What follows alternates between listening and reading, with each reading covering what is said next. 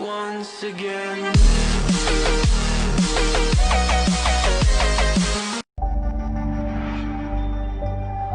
This is Farhad Sir coaching class and I welcome to all of you on my new video series English for Learner with the Islamic greetings. Assalamu alaikum, and you are watching Ghazali Darshan Network. Friends, English is the third language for us. We learn English in schools, colleges and different institutions as the third language. It is said that English is the window of the world. Nature has bestowed its beauty on the world in the different forms, in the different colors, shades and size. Nature gave the deep and dense forest, the huge mountain, different flora and fauna, the unstoppable rivers, the bluish water to the sea, as well as the glorious sun, the shining moon and the twinkling stars to the sky. Thus, nature has beautified this world. Nature has decorated this world with those things. Just like the same, the poet and the poetess make their poem beautiful, attractive, decorative by using different techniques, different style, different type of stylistic devices. Those stylistic devices called in English figure of speech. Yes friend, today we are going to learn figure of speech. Basically it means sanate in Urdu and in Marathi bhasha alankar.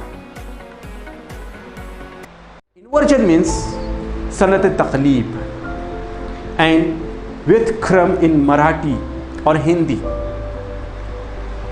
Inversion means the figure of speech, the normal order or the word or the sentence is reversed in the sentence, in the line of the poem by the poet. It means when the line or the sentence structure is not in correct order in the sentence, in the line, it is the figure of speech inversion. Example, decision I must make. J Morris की लिखी हुई बहुत ही मशहूर नज़म a teenager period की example है, decision I must make. Inversion figure of speech एक ऐसी फिगर ऑफ स्पीच होती है जिसमें शायर या शायरा अपनी लाइंस को सेंटेंस कंस्ट्रक्शन के मैनर में एक तरतीब ना देकर उसकी तरतीब को बिगाड़ कर पेश करता है, उसकी तरतीब को अलग करके पेश करता है ताकि उसका इम्पैक्ट आने वाली लाइंस पर या पिछली लाइंस पर ठीक तरह से हो, राइमिंग वर्ड्स के लिहाज से. तो इस तरह का जो एडजस्टमेंट होता है लाइन में, इसको हम इन्वर्जन फिगर ऑफ स्पीच कहते हैं. जैसे कि इसकी एग्जांपल है decision I must make. Normally English sentence का कंस्ट्रक्शन इस तरह से होगा, आई मस्ट मेक डिसीजन, लेकिन शायर ने यहाँ पर डिसीजन से सेंटेंस की शुरुआत करके उस सेंटेंस को तरतीब के लिहाज से रिवर्स किया है ताकि आने वाले नेक्स्ट लाइन की या फिर पहले लाइन की राइम उससे मिल जाए. जब कभी इस तरह का कोई ढंग शायर इख्तियार करता है अपनी पोएम में, उसको इन्वर्जन फिगर ऑफ स्पीच कहते हैं. Now let's learn the figure of speech. पन मीन्स सनत अबहाम एंड श्लेष अलंकार इन मराठी और Hindi. Pun is the figure of speech in which the poet plays with the words for making fun, for making the impact, the humorous effect in the line of the poem. It is the pun figure of speech. For example, and when I died, the neighbor came and buried my brother John. पन एक ऐसी figure of speech होती है जिसमें शायर fun के तौर पर, मज़ाहिया तौर पर कोई लाइन, फ्रेज या ख्याल को पेश करता है ताकि रीडर्स के माइंड में उसकी इमेज तैयार हो जाए। वो लफ्ज़ों को डबल मीनिंग में इस्तेमाल करता है, फनी वे में पेश करता है। इस तरह के ढंग को हम इंग्लिश में पन फिगर ऑफ स्पीच कहते हैं।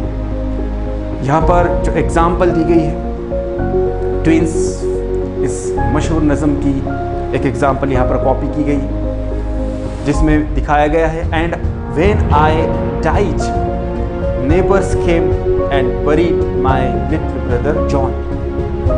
यानी और जब मैं मरा पड़ोसी आए और मेरे बजाय मेरे छोटे भाई जॉन को दफनाया। शायर ने यहाँ पर थोड़ा डबल मीनिंग में फन के अंदाज में बात किया है। ये कैसा पॉसिबल हो सकता है कि शायर के मरने पर उसके भाई को दफना दिया जाए? ये एक फनी स्टाइल होता है, ये ह्यूमरस वे होता है। और इसी ह्यूमरस वे को जब शायर अपनी लाइन में, अपनी स्टाइल में इस्तेमाल करके बताता है, इसको हम फिगर ऑफ स्पीच पन कहते हैं। अपनी टेक्स्ट बुक में हजारों एग्जाम्पल्स, सैकड़ों एग्जाम्पल्स हम देखते हैं इस तरह की फिगर ऑफ स्पीच की।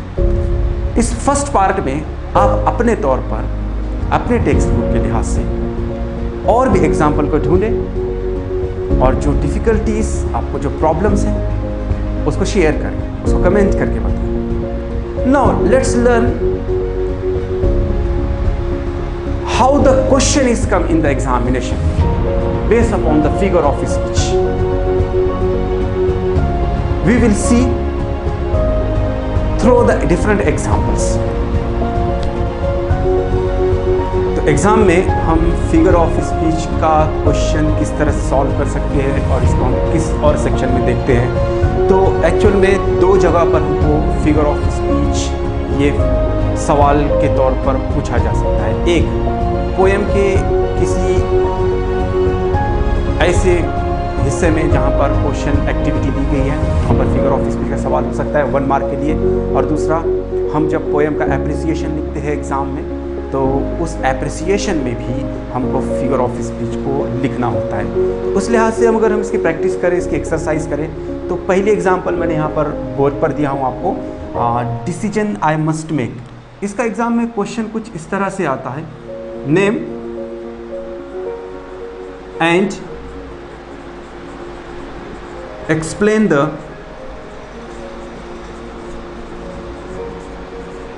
figure of speech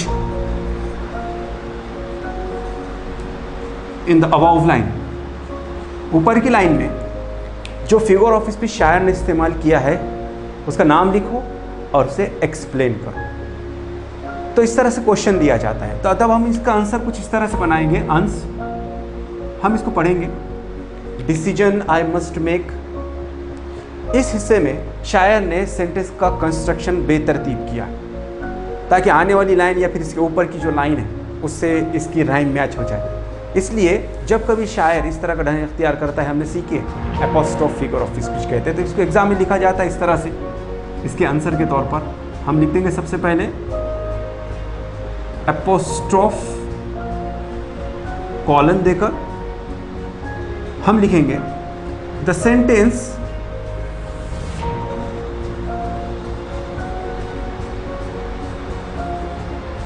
construction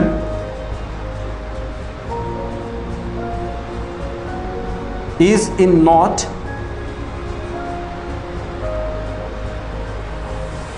in correct order. दिए गए सेंटेंस का कंस्ट्रक्शन सही ऑर्डर में नहीं है, हमें फिर उसका ऑर्डर भी सही करके लिखना होगा। The correct sentence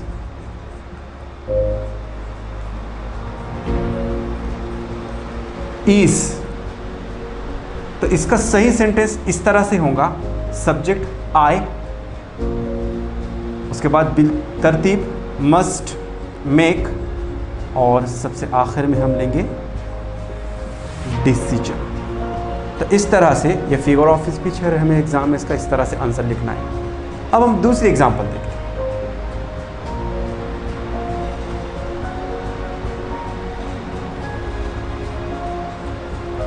work while you work and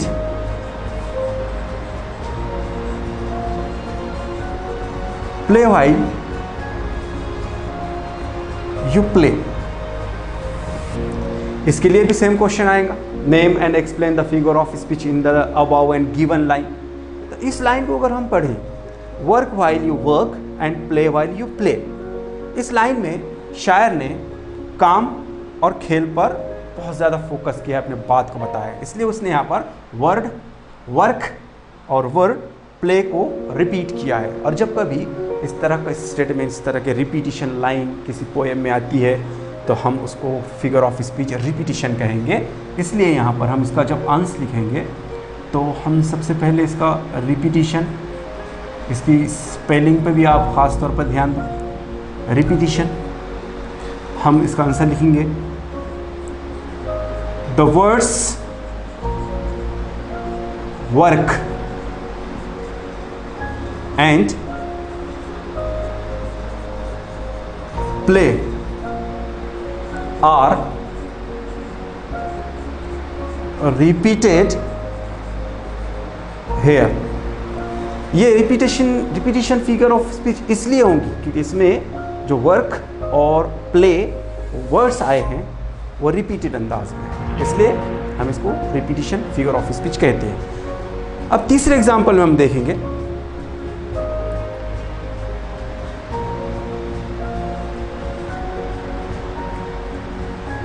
treat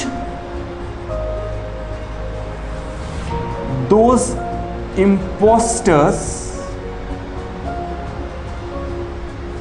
just the same। ये भी एक पोएम की लाइन है और इसके लिए भी एग्जाम में question, name and explain the figure of speech in the above and in the given line, इस तरह से पूछा जा सकता है। अगर हम इस लाइन को अच्छी तरह से समझते हैं और इसका आंसर लिखते हैं, ट्रीट दोज इम्पोस्टर्स, वो दोनों भी बहरूपियों के साथ में बर्ताव करो, जस्ट द सेम, एक तरह। दर हकीकत इस पोएम की ये लाइन है जिसमें शायर ने इम्पोस्टर का वर्ड ट्रायम्फ और डिजास्टर के लिए इस्तेमाल किया। इम्पोस्टर का मतलब होता बहरूपिया और ये इंसानी सिफात, जबकि शायर ने इम्पोस्टर शिकस्त और फतह को बताया। इसलिए ह्यूमन बीइंग की क्वालिटी नॉन ह्यूमन बीइंग में उसने अल्टरेशन करके बताई है। हम इस तरह के तर्ज को, फिगर ऑफ स्पीच को पर्सोनिफिकेशन फिगर ऑफ स्पीच कहते हैं, इसलिए इसका आंसर होगा पर्सोनिफिकेशन। इम्पोस्टर ये इंसानी सिफात है, जबकि उसको यहाँ पर किसी और चीज़ के लिए इस्तेमाल किया गया है, इसी को हम पर्सोनिफिकेशन फिगर ऑफ स्पीच कहते हैं। तो होप आपको फिगर ऑफ स्पीच का फर्स्ट पार्ट अच्छी तरह से समझ में आया हो। इसके लिहाज से आपको और भी बहुत ज़्यादा प्रैक्टिस करना होगी। हमारे टेक्स्ट बुक के पिछले सफ़ात को देखकर, एक्सरसाइज और वर्कशॉप में देखकर इसकी प्रैक्टिस करें। इस तरह की अलग अलग एग्जाम्पल्स आप अपने तौर पर सर्च करें और फर्स्ट से लेकर अभी तक का जितना भी यहाँ पर पार्ट हुआ, जो आपको डिफ़िकल्टीज़ इसके समझ में है, आप बिल्कुल भी मुझे कमेंट कर बताएं। आप मुझको शेयर करें क्या क्या आपको प्रॉब्लम्स हैं, क्या क्या इसकी परेशानी है, और व्हाट्सएप के थ्रू में आपको हम इसकी और भी एग्जांपल प्रोवाइड करने होंगे।